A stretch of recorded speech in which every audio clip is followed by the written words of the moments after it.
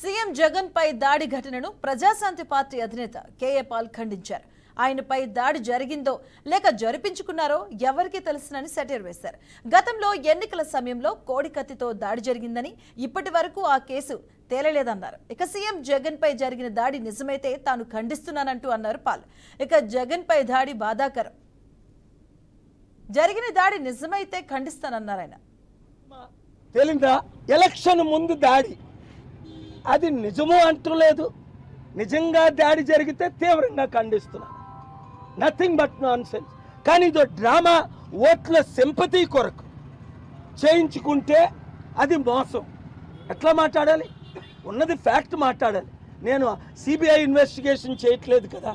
అలాంటి రాజకీయ, కుల, కుటుంబ అవినీతి పరుల్ని ఎలాగ మీరు నమ్ముతున్నారు?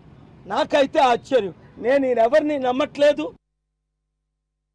చూడండి, అప్పుడు కోడి కత్తి కూడా దాడి అన్నారు.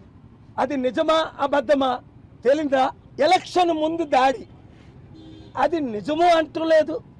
నిజంగా దాడి జరిగితే తీవ్రంగా ఖండిస్తున్నా. Nothing but non sense.